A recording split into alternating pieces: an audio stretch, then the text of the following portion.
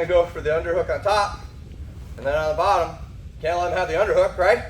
So I'm gonna fish the underhook, and I do this to you guys all the time, whether from here, any type of half guard position. When you're passing, if you commit to the pass without the underhook, I'm gonna spin out the back. So that's just what we're gonna look at, right? I'm here, he starts to knee cut, I dig my arm under, and I come out the back. Let's look at that again. So I'm here, he starts to come through, I bring my hand through, and I come out the back. Different angle, I'm here, oh no, I underhook, and I come out the back. Last angle, I made a mistake, I hit my underhook, and I come out the back. And I'm purposely not talking about the arms, how to belly down, or anything like that, because the lesson is about Marty next, not the person on bottom. And so I just want you to hit that underhook and just naturally flow out the back. Don't worry about the details. Person on top, slow underhook. Person on bottom, re-underhook or re-pummel, belly down, come out the back. Make sense? Let's get it. 1, 2. Put your head this way a little bit. So I'm gonna start to knee cut, and I have drilled into you over and over and over that you want the underhook, right?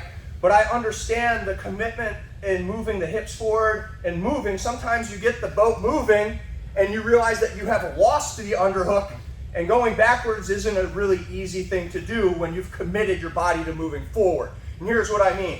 If I'm here and I'm dynamically going through and he cuts that underhook, like, I'm in trouble, right? Like my body's already committed forward. And so now I'm left with secondary controls. And this arm on the inside is a great control. Grabbing the head is also a control, but one that's just gonna slow it down. And that's what I wanna work from today. So in this position, when Marty has hit his underhook, I'm gonna fish through, I'm gonna lift this elbow up, and I'm gonna slide through into this position. All right, scarf hole, a lot of different names for this. But the important thing is that I'm underneath the tricep, he is not. Ideally, if he can get the elbow to the floor, he's coming out the back there. It doesn't matter what I do holding onto his head, and I wanna look at that today too, because that happens for real. So I've missed the underhook, and I go to here. So again, what that's going to look like, move this way just a little bit. I'm gonna cut through, I go for the underhook, he catches the underhook, I'm lifting, and I'm sliding underneath, keeping a little bit of pressure on my partner. I don't want you, don't worry, Jeff Barnett, try to crush someone's soul, all right? One more time. So I'm going, he underhooked, oh, that's not good. I scoop the head, and I get underneath the tricep. That make sense? All right, let's get it. 1, 2.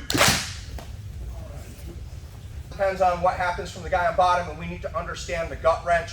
And so the first thing that we're gonna do is we're gonna do the gut wrench. So Marty's gonna go and pass, right?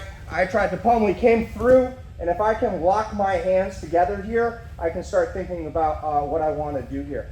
Some people will try and get their hands all the way in. I like getting the S grip, meaning my fingers are just controlled, because it gives me the ability to pinch my elbows. Now, when I turn, Marty's grabbing a hold of my tricep, he's tight on me. And this is a problem. And he starts coming back like it's gonna be rough. So what I wanna do is I wanna bridge, but I wanna bridge up. I wanna bridge into Marty with the sole hope that I get his hand to post on the floor. If I get his hand to post on the floor, that means his base is going forward. He's gonna come a little bit lighter on me, and then I'm gonna keep my hips up, and I'm gonna turn him over. So notice, turn, that my hips are in close here. They're not like this. This doesn't do anything. You need to bridge this way. Turn. So I turn my hips, I bridge in, my hips are still off the floor, and I come up on top.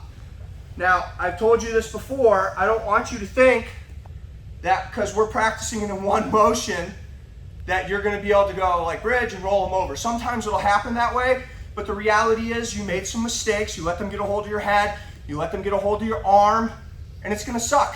It might take you 30 seconds, it might take you 45 seconds, it might take you 2 minutes to come out here, but what I can tell you is, if they keep holding on and resisting, pinning doesn't win for them, and sooner or later you're gonna come out, or pass out, I don't know, but hopefully come out. Like, holding on to my head is a clear way to give me your back, okay?